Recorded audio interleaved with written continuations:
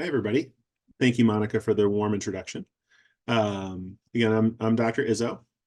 This guy is Dr. Todd. Um, I can't believe it's been 10 years. Monica certainly made me feel old, but that's okay. Means I have a lot of experience in this field. Happy to present. I have some slides to present about the diagnostic journey for narcolepsy. Certainly, it can take some time from symptom onset to receiving a diagnosis and getting a comprehensive treatment plan for narcolepsy. But really, I want to dig down today and figure out why that might be. I have some interesting statistics to share with everybody. I'm going to share my screen. Great. Again, I'm with Community Neuroscience Services here in Worcester, partnering with UMass Chan Medical School and St. Vincent Hospital. So a lot of these statistics are going to look familiar to people with narcolepsy and people who and loved ones for people with narcolepsy. It's thought to be a rare disorder affecting about 1 out of every 2,000 individuals in the United States. 40 out of 100,000, and but however, it's estimated that about half of people with narcolepsy continue to go undiagnosed. There's really a similar prevalence in both men and women, and most people with narcolepsy currently in the United States are between the ages of 20 to 29, but range anywhere from 10 to, I have patients in their 80s and 90s with narcolepsy. So it's not so while the prevalence it tends to be a disease of younger people, certainly it can affect people of any age. In terms of incidence, how many people are newly diagnosed with narcolepsy, that while people with diagnoses tend to be in their 20s and 30s, symptoms tend to start when people are in their early teens. This graph here from a paper back in 2004 shows that between all sexes, most people have symptom onset between 10 and 15 years old. And there's really no difference for both incidence and prevalence, how many people get the disease and how many people have the disease between men and women. So why is there a disparity between when people start their symptoms and when people finally get a diagnosis, and what does that look like? This is a table from the same paper highlighting that age of onset, again, in men and women, 15, 17 years old, age at diagnosis, 28, 31. This is plain numbers, but if you look at the information in a different way, we see that 85% of men who carry a diagnosis were diagnosed 16 years after symptom onset. 85% of women who carry diagnosis were given that diagnosis 28 years after symptom onset. So there's a significant gender disparity in when patients receive their diagnosis, and in both men and women, it happens on a scale of decades after symptoms start. We're going to dig into why that might be today. Interestingly, presence of cataplexy, which is pathognomonic for a diagnosis of narcolepsy type 1, did not affect time to diagnosis. Looking at this table, looking at this chart here, men tended to complain more about their symptoms than women in terms of how it impacts their personal relationships and whether it impacted their exercise tolerance. If you ask my wife, that's one of those man cold effects. Men complain about women about all sorts of men complain more than women about all sorts of different medical topics. Is sort of a prevalent thing in our society. It still didn't affect time. Well, it seemed to affect time to diagnosis of narcolepsy in that men received their diagnoses sooner. So why is getting a diagnosis of narcolepsy so difficult? Really, there's 5 major barriers that can really delay people getting a diagnosis and starting up on an effective treatment plan from when their symptoms may have started, decades prior. We're going to go through each of these. Lack of awareness among healthcare professionals, overlap of key symptoms with other disorders, stigma surrounding sleepiness, limitations of the MSLT, and lack of other novel biomarkers, ways for us to test whether or not people have narcolepsy other than our clinical instincts. So surprisingly, not many people know about narcolepsy, given that it is about 1 out of every 2,000 patients in the US. In a survey that was done back in 2014, only 70% of the general population had even heard about narcolepsy. 91% of primary care physicians were not comfortable rendering a diagnosis of narcolepsy, which isn't all that surprising.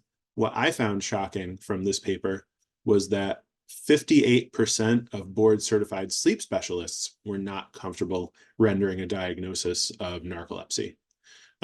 I have special privilege as a neurologist that's board-certified in sleep medicine. I spend a lot of time learning and thinking about brains and brain pathways and neurotransmitters and brain chemistry.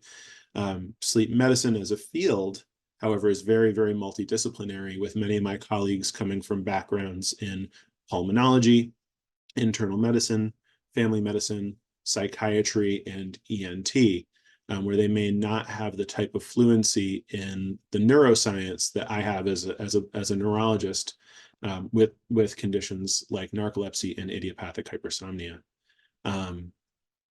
Certainly that's reflected in my own personal clinical experience, where I do receive a lot of second opinion referrals from my colleagues in pulmonology to help with ambiguous diagnoses of narcolepsy, or sometimes even patients who aren't getting the kind of benefit from the treatment, from an initial treatment plan that their pulmonary based or internal medicine based or even family medicine based sleep doctor has outlined for them. But yeah, I mean, we all have to learn about it for our boards. So I was very shocked by this statistic. It goes beyond just individual practitioner comfort levels with narcolepsy. While increase in NIH funding for sleep research increased by 30% over the past, say, 20 years, narcolepsy research funding decreased by 44% in that same time frame. So even while there are practitioners who aren't really all that fluent in it, we're seeing a decrease in research dedicated to the condition as well. But thankfully, we have a lot of really wonderful advocacy programs, especially Wake Up Narcolepsy. And thank you again for inviting me to today's talk, to help raise awareness about narcolepsy, help get patients into clinical trials, and really serve the community of people living with narcolepsy in the United States. Beyond just non-familiarity with the condition, even amongst board-certified sleep specialists, it can be difficult clinically to render a diagnosis of narcolepsy, given that there's a lot of symptoms that really overlap with other disorders. This infographic is from Jazz Pharmaceuticals. There's a couple points with this with which I disagree, but the 5 main symptoms of narcolepsy: cataplexy, hallucinations of hypnopompic or hypnagogic hallucinations, which happen as we're waking up or as we're falling asleep; excessive daytime sleepiness, the most prevalent symptom of narcolepsy, certainly; sleep paralysis; and disrupted nighttime sleep. To people with good clinical training, cataplexy is very different than hypotension or fainting, and it's very different than seizures. While on the surface it may sort of have a very cursory similarity, sort of how bats and birds and bees all have wings. When you look at them, when you really look up close, it's very, very different. So that's one point that I would really disagree with this chart on. However, there's a lot of other overlap that I think does cloud the clinical picture. When patients have also psychiatric disorders and cataplexy, I would also disagree with that. I don't know why my little X didn't pop up though. Patients with depression certainly can have excessive daytime sleepiness and sleep disruption. Patients with idiopathic hypersomnia very much suffer from excessive daytime sleepiness, as do patients with undiagnosed apnea. But some of the symptoms like sleep paralysis, sleep disruption, and even hypnagogic and hypnopompic hallucinations can happen in individuals without a primary sleep disorder with insufficient sleep or sleep deprivation. So it can be very challenging to parse out, where these symptoms are coming from, because they can exist among a variety of different conditions. In medicine, we try to practice something called a differential diagnosis. That's the long list of everything that a symptom may be coming from, and certainly the differential diagnosis of excessive or chronic daytime sleepiness is very broad. The number one most common cause in the United States of excessive daytime sleepiness is simply insufficient sleep. Certainly, I'm as guilty as anybody of what's called revenge. What is it called? Revenge sleep procrastination, where we don't get enough time to do leisure activities during the day, so we sacrifice sleep to do it. This is a different sort of sleepiness than people with narcolepsy, and clinically, again, once you look closely, it's very, very different. People with narcolepsy, it doesn't matter how much sleep you get, you're going to be sleepy during the day unless you're on the right treatment plan. People who simply have insufficient sleep do tend to catch up during weekends, holidays, vacations, that sort of thing. But again, the list of things that we think about whenever patients tell us that we're sleepy is long and can be difficult to sort through. The most common diagnosis, actually, that both narcolepsy type 1 and narcolepsy type 2 overlap with in terms of clinical features is idiopathic hypersomnia. And we're going to come back to this infographic in a little bit. Certainly, cataplexy is pathognomonic for narcolepsy type 1. Lack of cataplexy lends itself to narcolepsy type 2 or idiopathic hypersomnia. And I think there's a lot of folks who it's not really clear which they have, narcolepsy type 2 or idiopathic hypersomnia. Luckily, we have effective treatments that cover both conditions. When in the age where we didn't, it became very difficult for people who truly did have narcolepsy to access the type of treatments that they needed if the limited biomarkers that we had available put them into a different diagnostic bucket.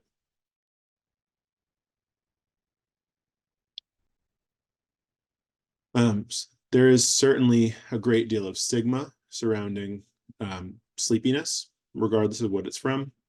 This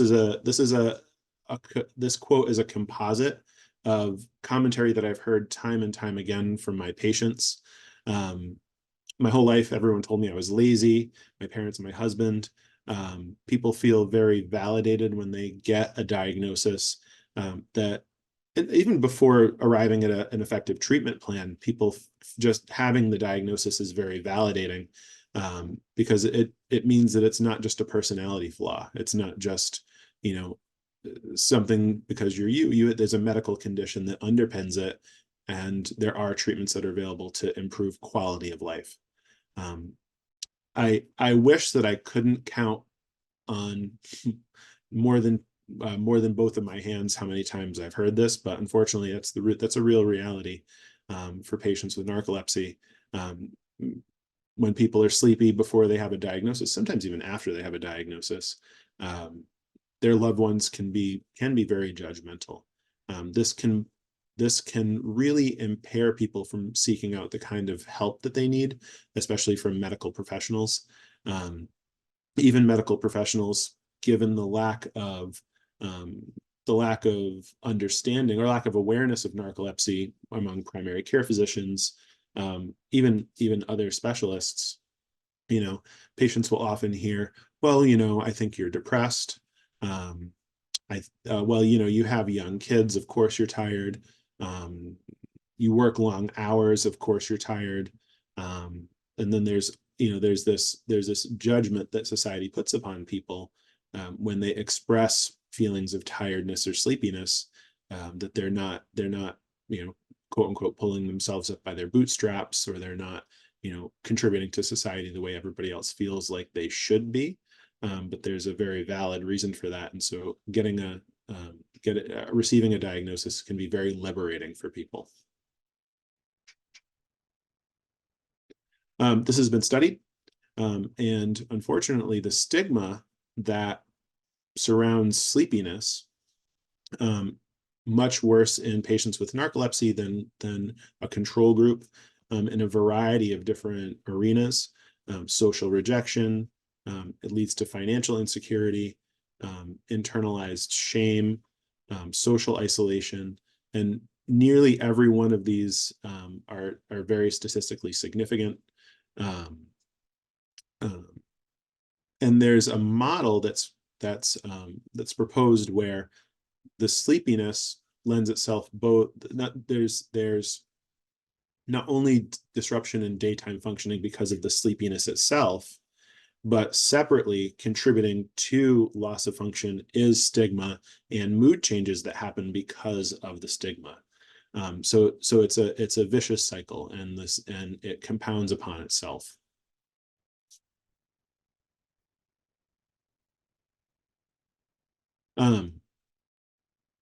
We don't have great biomarkers. We don't have great ways to test for narcolepsy. There's really only two ways, beyond our clinical acumen as physicians, as sleep specialists. The two tests are the MSLT and genetic testing with spinal fluid, measurement of spinal fluid orexin, which is a neurotransmitter that's missing in people with narcolepsy. Neither is great. The MSLT is time consuming and costly. It takes 18 hours in a sleep lab to complete a good MSLT. It's affected by multiple variables, including what medication people are on, and depending on what's happening surrounding the MSLT, it can lead to a misdiagnosis of a sleep disorder. It seems to be better recently, in terms of insurance companies' willingness to cover the test itself. But even with that, in the current environment, more and more cost is being placed on patients with copays and co-insurances. So it can be cost prohibitive to get a test like the MSLT. Genetic testing for quote unquote genetic testing for narcolepsy is fraught. We look for a genetic marker called HLA-DQB1 star 0602. That's a protein that's expressed on the outside of cells, that has a function in your immune system. It's highly prevalent in the United States general population. So just because you have it doesn't mean you have narcolepsy. Most people with narcolepsy do have it. If you do have this genetic marker, that allows us to then do a procedure called a lumbar puncture, colloquially known as a spinal tap, to measure how much orexin is in the spinal fluid. This is an invasive procedure, and it can be painful. It is sensitive and specific for narcolepsy type 1, but has a very limited role for narcolepsy type 2 and idiopathic hypersomnia. Not much new has happened. The last paper in the literature about any type of novel biomarker for narcolepsy was in 2015, and that really didn't go anywhere. There's not been anything published in the past decade about other tests that we could possibly come up with to give a biomarker to see whether or not people have narcolepsy outside of people constellations of symptoms and these two tests. So as I alluded to in the last slide, many medications interfere with sleep architecture and therefore can create a false negative multiple sleep latency test. Many of these medications are mental health medications, and some simply can't be tapered off safely for 2 weeks prior to testing. The American Academy of Sleep Medicine recommends that all of these medications be stopped for at least 2 weeks. Many of the medications like fluoxetine, escitalopram, nortriptyline, amitriptyline, quetiapine, certainly the benzodiazepines, clonazepam, lorazepam, can have withdrawal syndromes associated with them. So stopping them cold is a bad idea. So it can take weeks to months to slowly taper these medications away in order to be off of the medications for 2 weeks for testing.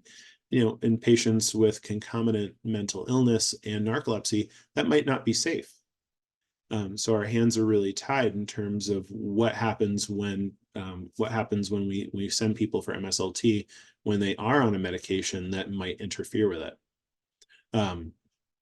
Our sleep lab tends to run the study anyway and see what happens. Other sleep labs are very, very strict about whether or not they will whether or not they will actually run the test if a patient is taking any of these medications. There are even caffeine is on that list.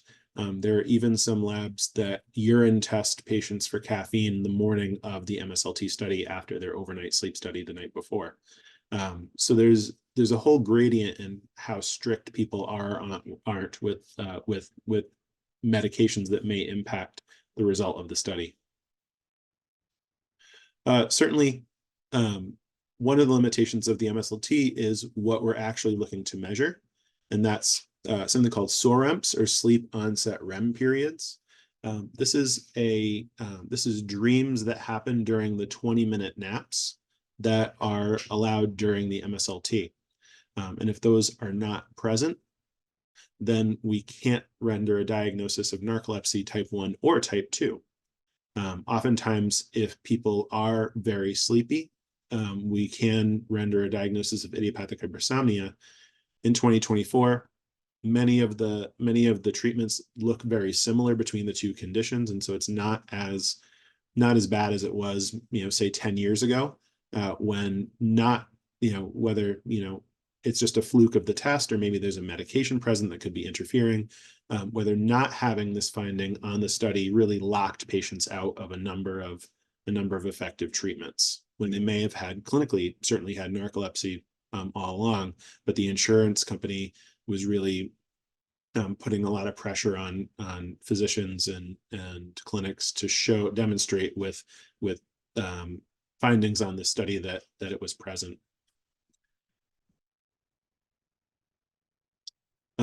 You see here, I had to go back. In the middle of the screen, we see that there's a cutoff of less than 8 minutes. That's sort of an arbitrary thing that the American Academy of Sleep Medicine came up with. Other cutoffs have been studied. If there's a 5-minute cutoff, the sensitivity goes down, so you catch less people with narcolepsy, but the specificity goes up. There's more confirmed cases. With the 8-minute cutoff, which is what's used currently in clinical practice, it catches 94.5% of people with narcolepsy, and can only confirm that diagnosis in about 75%. There's a variety of different other statistical limitations with the study, which I'm not going to get into, but they all can make the MSLT a relatively poor biomarker of this disease, but it's sometimes the best we got. So when do we decide whether to do as clinicians, when do we decide whether to do an MSLT or to check genetic markers and CSF orexin? We ask, can the patient get a valid MSLT? Are they on medications that can be tapered off? Can they not be tapered off? If yes, they can get a clean MSLT, that's what we go for. If they can't, we will typically check for the genetic marker for narcolepsy. If that's negative, we go back to the drawing board and cook up an MSLT. If it's positive, then we offer a lumbar puncture to look for CSF orexin. Again, with good informed consent ahead of the procedure of what the procedure entails, what it looks like, and what the risks and benefits might be. So in summary, narcolepsy is widely prevalent, but also very widely underdiagnosed. And and with diagnosis happening years to decades after symptom onset, with longer delays for women compared to men. Contributors towards this are lack of awareness, even among licensed health professionals, a significant overlap of common symptoms with other disorders, stigma surrounding sleepiness as a symptom, and lack of safe, easy, high sensitivity and specificity biomarkers. We are at the half-hour mark, so I'm going to move it over to my friend, colleague, Dr. Todd. And patient, I guess. They already said that, so. Thank you, Dr. Izzo. And thank you all for having me. So again, my name is Jason Todd. I'm a pediatric emergency medicine physician over at Newton Wellesley Hospital. And I've been living with a diagnosis of narcolepsy for about 11 years now. And, I was asked to come speak about my journey.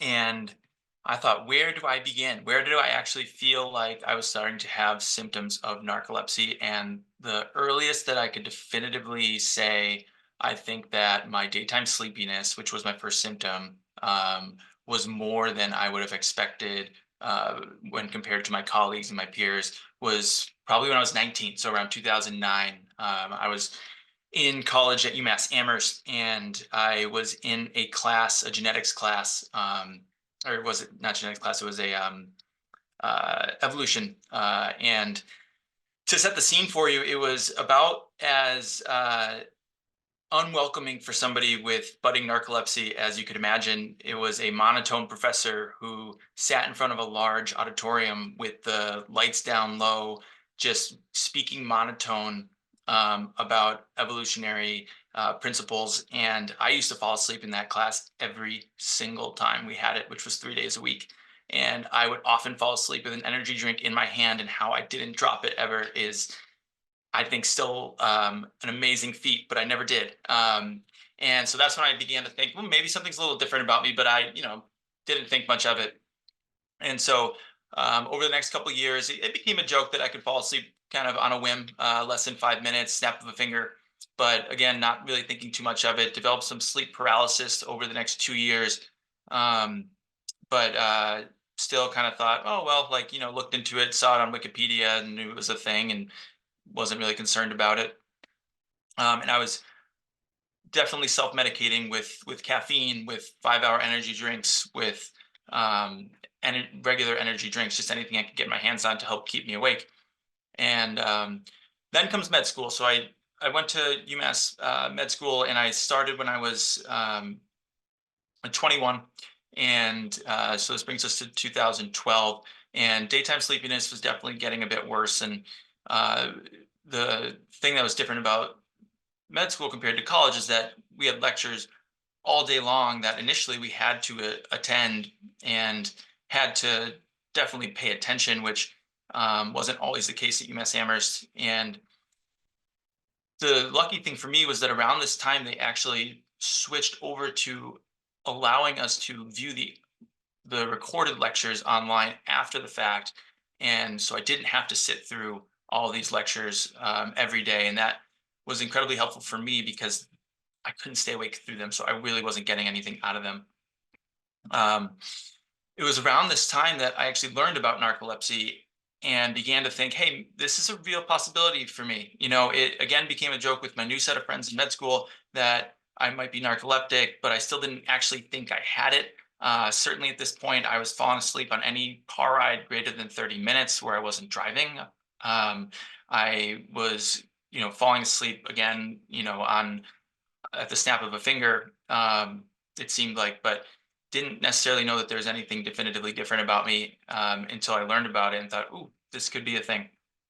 And so 2013 rolls around. I'm 23. I began studying for step one. And for those of you who don't know about the step one boards in med school, it is basically a final exam for the first 2 years of med school. And it is one of the most important factors that they have in determining what type of residency program you can get into. So no pressure at all. And the typical for that is to study for 2.5 months or so, 8, 9, 10 hours a day. And I was just not able to do that. And it was really the first time where I felt definitively limited by what ended up becoming my diagnosis. I luckily had 4 very good friends who had Adderall prescriptions, and so I began self-medicating with Adderall. And uh, funny enough, ended up starting self-medicating with the dose that I ended up starting on. And so it worked really well. And to the point where I actually sought out my own Adderall prescription and was shot down and said, hey, you should actually, I think, have a sleep study. But I just kind of kept on self-medicating and did not seek out that sleep study because, of course, I know better, right? Second rotation of, so then we get through boards and we get into our 3rd year, which is the clinical aspect of med school, and you're in the hospital all the time and you're doing, not as much calls yet, but you're spending long days in the hospital. And come to my 3rd rotation was neurology, and in comes Dr. Izzo into this whole story, as he was my preceptor for my neurology rotation. And I spent a lot of time with him, and we may tell the story a little bit of different ways, and feel free to jump in, Dr. Izzo, but I do remember going to him and saying, hey, like, I am worried that I have narcolepsy. Can we kind of talk through this? And he'll tell you, like, he noticed it first. Maybe he did, I don't know. But he definitely was noticing it in clinic appointments, that's for sure. So I would go in and he would be talking to his patient about, whatever they were there for, and coming up with a plan, and counseling them and whatnot. And I always thought I was very good at hiding my sleepiness until this started happening. So, you start to feel the lid lag, and you spend all of your energy on keeping your eyes wide open, and you think, like, that's because that's super normal. And then you try not to blink when other people are looking, because to open your eyes is going to take much longer, and it looks like you're sleepy. But I always thought I was very good at hiding that. And then I would come out of one of those appointments with him and one of his other patients, and he'd come to me and say, hey, you were pretty tired during that appointment, weren't you? And I'd say, how did you see that? I didn't think you looked at me at any point where I looked tired. And he would just take me to his office and point to his diploma saying he's a board certified sleep specialist. And that's pretty much all the explanation that I needed. Is that a fair way to kind of put it, Dr. Izzo? Yeah, I think I remember it, and this is going back a ways, but I think I remember it most when we would when I brought you down to the sleep lab, and when we were reading really honestly reading sleep studies, Mhm. sort of showing as a medical student, showing you what that looked like. And it is dry. Like, it is not fun. It's About not, as dry as you can get. yeah, not exciting. It's not, it's a lot of squiggles on a page. And that's when I noted, that's when I felt like I noted enough that I wanted to speak up and ask you about it. Yep. Which went a long way, that's for sure. So I can't tell you how much I appreciate that. This is your story, but so I'll butt out. Um, Thank you. So here's where we're at. I mean, what he said was, like, I do think that we at least need to see you. You need to see a neurologist, and we need to figure this out. And he recommended other neurologists and said, I'll find you a very good one. I have a lot of very good colleagues, and I said, I've seen the way that you are with your patients. Yeah, I'm very comfortable with you, both in, like, our personal relationship, and also would feel very comfortable with you as a patient. Kind of seeing the way that you interact and the way how good you are at your job. And so, no, let's let this rotation end so we don't have the conflict of interest. You can put my grade in, and then I'll make an appointment. And so that's what we did. And we when I saw him, we did the labs that you normally do, iron and whatnot, and thyroid studies, and that all came back fine. And did a polysomnogram that I think at the time showed some mild sleep apnea. That I've had one since that hasn't shown the same thing. But the MSLT, as you discussed earlier, confirmed the diagnosis. And you know, there was a dichotomy of emotions for me with the diagnosis, and it still is a little bit emotional at times. And it's lifeline diagnosis. And so to say that that's disappointing and to look at the negative is really easy to do.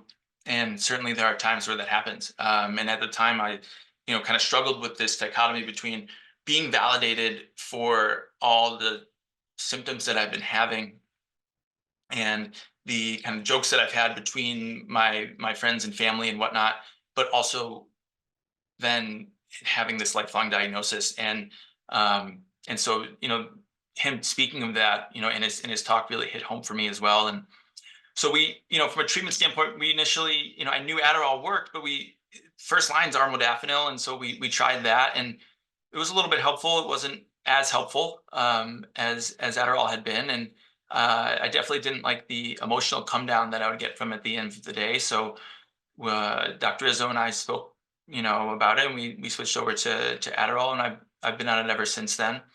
Um, and so then comes residency. And so I went out to Chicago for residency, and it was a pediatric residency. And for anyone who knows anything about residency, it is one of the hardest things that you have to do as a medical trainee, because you're spending a lot of hours in the hospital, especially from the program I was in. And for a lot of programs, your intern year. And so this is like when you're working 60 to 80 hours, even more per week, and you're doing calls, and you have 12 to 13, 14 hours at a time in the hospital, and definitely longer than that, up to 24, 28 hours at a time.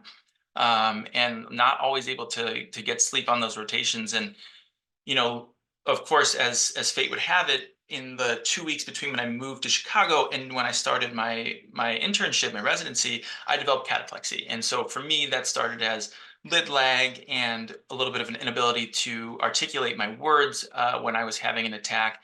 I can imagine how scary that would have been for someone who didn't already know they had a diagnosis of narcolepsy, and what cataplexy could actually feel like and mean.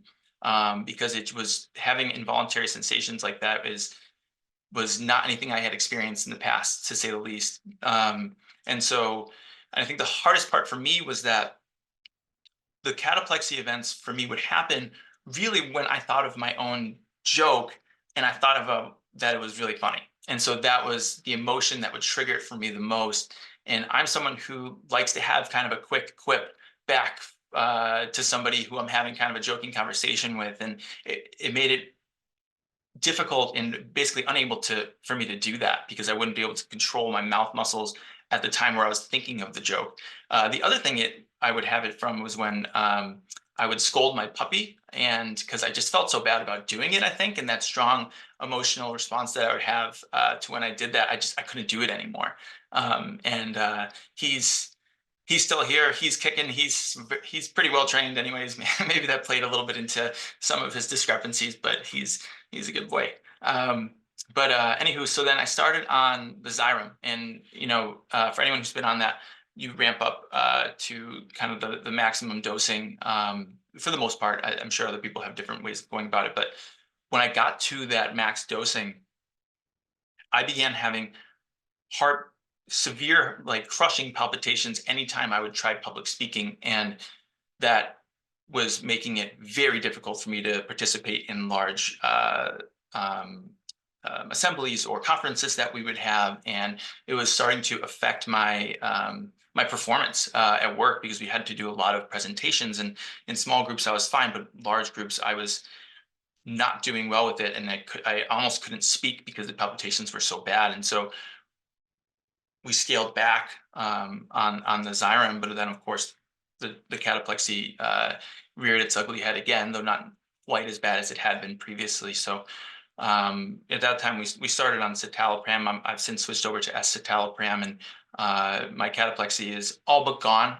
Once in a while, I'll notice that when I don't get enough sleep the night before, or certainly like if I have an alcoholic beverage or two, then it will, for some reason, that will make it come out again as well at that time, but it's still pretty mild when it does. And so I'm in a good spot from that standpoint. So kind of where I'm at right now, pediatric emergency medicine physician. So I found a job where I can work 8 or 9 hour shifts at a time, and I can time my stimulants to when I need to be on. And that includes obviously the drive home as well. So I have to keep that in mind, because I have a good 45-minute commute. My side effects are pretty minimal. I would say dry mouth once in a while from the Adderall. I do have like a little bit of a tremor, which I don't know if that's a side effect of the medications or not, but it's been well controlled with just intermittently taking cypropranolol. certainly, like, I think one of the biggest things for me is insurance has been a struggle. So as I've transitioned from residency to fellowship to, I had one job at Children's for a year and a half in Boston, and then switched over to this job recently. So I'm switching insurances a lot, and there's just variable coverage, and jumping through a lot of hoops that, this is not a plug for them, but they've been so great. As Jazz Pharmaceuticals really works well with me as far as like getting me bridge shipments when I'm not able to have the prior authorization done right away. And I've had a direct line to Dr. Izzo, which has been obviously incredibly helpful throughout this whole process. And looking to the future, I think one of the things that makes me a little nervous is being able to wake up in the middle of the night for my child and whatnot. And I've talked to Dr. Izzo about that, and he's been reassuring to me as having other patients who have had similar types of concerns that have done well with it. And I have a partner who's incredibly supportive and actually weirdly falls asleep quicker than I do on the couch. So I've been kind of jokingly telling her maybe she should have an appointment with a sleep specialist, but I don't think she's there yet because that's really her only symptom. But anywho, that's kind of where I'm at. It's been quite the journey that I'm on so far, and I really appreciate having the opportunity to come talk to you guys. It's kind of cathartic in a way to kind of get all of this out. I don't think I've ever laid out my entire journey for anyone at any point. So thank you for giving me that opportunity, and I'd be happy to answer any questions that anyone may have. I have a quick question. If memory serves, you had a roommate with narcolepsy, right, during medical school? Yes and no. I had a roommate with a diagnosis of narcolepsy at the time, although there was something fishy about the sleep study, and he was supposed to get a repeat and he never did, and he's not had continued symptoms since then. So as convoluted as that is, yes and no. I remember because when you were talking about your when you were in medical school, it triggered that memory. I think that you had mentioned like, oh, it's so weird, my roommate. And I was like, oh wow, yeah, it's unusual. But That's something in the air. yeah. Well, Dr. Todd, amazing sharing your experience, and just how just interesting that you met Dr. Izzo along the way while you were trying to, deal with these symptoms. But it was really interesting to hear all that, and just, amazing that you can get through medical school with narcolepsy and cataplexy. So I think you do give people hope, and we appreciate that, you sharing, both of you. Thank you. We do have a few questions, and maybe we had this answered during your presentation, Dr. Izzo. Where in the orexin loss process should an LP be done for testing? And I think you kind of talked about that. Okay, we talked about that. Do we have any other comments versus the slide? I think one of the last slides you had was on that. I can speak to that a little bit. In narcolepsy type 1, really honestly, we do expect a quote unquote negative a negative orexin. Orexin should be absent. It becomes more ambiguous in narcolepsy type 2, where the orexin level may be low, it may be normal, but certainly the only thing differentiating narcolepsy type 1 and type 2 clinically is cataplexy. And like Dr. Todd mentioned, he developed cataplexy towards the first third of your sort of journey. Yeah. So had I performed a lumbar puncture on Dr. Todd right away, I'm glad I didn't have to. Glad to. It may have been low normal or even normal. Now I would expect that it would be absent. So timing does make a difference. Timing and when the lumbar puncture is done, that does make a difference, and it makes a difference based also on what the clinical symptoms that you're looking to investigate are. Great, thank you. Just in one of your slides, Dr. Izzo, one of the narcolepsy organizations, the patient advocacy organizations, wasn't mentioned. Yep. Just FYI, PWN for PWN is a great organization. I know Ferry Ascension who runs it, and he's on this webinar today. So he just wanted to mention that. Great. Yeah. I'm sorry I didn't include the logo. I was trying to keep an aesthetic on my slide, and so I just picked just a handful of the organizations. I deliberately didn't include other sort of more general sleep organizations too. So I was just trying to keep it sort of a clean slide. I'm sorry, I skipped yours. But we got it in there, Ferry. It's in there in this talk. So somebody's asking, is the PSG required immediately prior to MSLT for proper diagnosis? Also, can you talk about cost associated with CSF orexin testing? Yes, and it looks like that also ties into the next question about why it wasn't mentioned. So PSG is required. An overnight diagnostic polysomnogram is required prior to multiple sleep latency testing to ensure that people get enough sleep prior to the MSLT, with the requirement being 6 hours of sleep without any other concurrent or any other concomitant sleep disorder being revealed. So every lab has different criteria. Our lab, we set the criteria at people can't have more than mild sleep apnea. They can't have something called periodic limb movement disorder. And if they're already being treated for sleep apnea, their CPAP pressure can't have to be adjusted more than 4 centimeters of water if we're going to proceed with MSLT the next day. The AASM recently put out a even broader sort of clinical practice guideline for MSLT that requires 2 weeks of actigraphy prior to MSLT. Actigraphy is similar to a wearable sleep monitor, like it's a clinical Fitbit or Oura Ring. Those are very difficult to come by, and insurance does not reimburse for them, so they're only really used in research. They're not really used clinically. So many people will just ask patients to fill out a sleep log for 2 weeks before an MSLT, but even that practice is variable, whether or not that's done. So there's a lot of steps that go into that have to have lined up before people can actually even get the MSLT, and certainly a diagnostic polysomnogram is one of the foundational ones.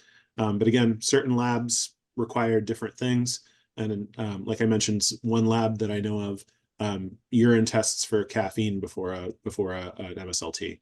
So there's a variety of different things people can do. Great, thank you. I'll jump to Dr. Todd. What strategies have you implemented that have been successful for you in adapting to daytime sleepiness? I nap every day. I think that's the biggest one. Unfortunately, I don't have a job where I can regulate my the time I go to sleep every day. I would love to be able to do that. I kind of take the ability to work, shorter shifts as the positive, and then the negative being like that I can't control necessarily exactly what time they're at, and so I can't keep it incredibly normal sleep schedule, I would say. But the naps every day make a massive difference, as well as hydration. I found makes a very big difference as well. Excellent, thank you. Dr. Izzo, where do you see the future of research over the next decade, primarily focusing on in relation to narcolepsy? Where would you like to see it focused or shifted to have the largest positive impact on patients? Orexin replacement therapy. Really, that's the big thing that's coming down the pike. And I think that's going to make the biggest difference for patients with narcolepsy, both type 1 and type 2. Okay, great. Thank you. Dr. Todd, how has stress played a role in your view with the onset of more severe symptoms or attacks occurring? That's a good question. I don't think it has. I've been, by the nature of my job, been in incredibly stressful situations, leading codes of children, and I've never felt the symptoms at times like that. Really only when I find something very funny or, like I said before, trying to yell at my puppy when he was doing something wrong. Okay, thank you. For This the is not, for the record, Dr. Todd is very funny. I think we had a great time during your clinical rotation with me. Even beyond getting diagnosed with narcolepsy, we had a lot of fun. Really did. this is not directed to either one, but for somebody that was diagnosed as a minor and denied treatment, 17 years later, starting treatment, what kind of doctors should she or he have on their medical team, and what kind of doctor should they see to properly manage the narcolepsy? So, one of my favorite phrases that I see on TikTok is "I'm a doctor, but not your doctor." So for the person answering that question, I would recommend seeing a board certified sleep specialist. Certainly you can find them through the American Academy of Sleep Medicine website. You can also find them on the American Board of Internal Medicine website, the American Board of Psychiatry and Neurology website, or the American Board of Family Medicine website. But that's, if I were a person with narcolepsy, I would want a board certified sleep specialist managing my condition. Thank you. Do we know if orexin loss happens all at once or continuously or over time, but eventually stops? Kind of talked a little bit about that. The current prevailing theory is that it's a loss over slow loss, not slow, but it's a loss over months to years of the neurons that produce orexin. Thank you. My teenage son was diagnosed in September 2023 with type 2 narcolepsy. He is now doing well with medication. His therapist recommended a sleep study after 1.5 years of weekly therapy for depression. Are there any efforts to reach out to mental health providers and pediatricians to introduce the Epworth sleep screening tool? So not primarily being in the narcolepsy advocacy space, being a clinical specialist, I don't know that I can answer that question. I know that there's a need to, so I don't know how much has been done, but I know that there's a need to do that. So hopefully more on that to come. Okay, the next person is saying, I have been on modafinil as my first med for my diagnosis in early 2023. It hasn't felt great, and I worry I am experiencing some emotional side effects. Can you talk about the pros and cons of this medication? And she also said had the next comment. Hearing Dr. Todd mention this modafinil side effect briefly was especially interesting. Dr. Todd, do you want to talk more about your experience with modafinil, or do you want me to? It's up to you. Yeah, and in general, I took it for like 2 weeks or so. And as far as like emotional side effects, when I was on it, I didn't experience much, but it was the come down at the end of the day where I would start to feel more depressive type symptoms, and at times a little bit anxious. Yeah, that's a lot of my patients' experiences too. They find that it makes them feel nervous or anxious, or I do have a lot of patients who do get palpitations with it. I know that you experience that more with the higher dose of the oxybate product, but yeah, I see that a lot with the modafinil. The other thing that I see a lot with modafinil, especially compared to our modafinil, is variance in how long it lasts.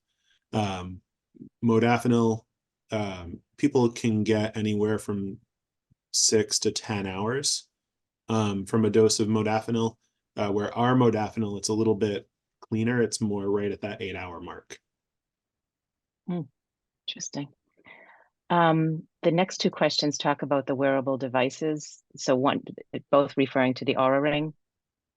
But I think you've mentioned that a little bit. What are your thoughts on those wearable devices? If you're gonna wear a wearable device, the Aura Ring is the one to wear. It's probably the most accurate in terms of sleep staging.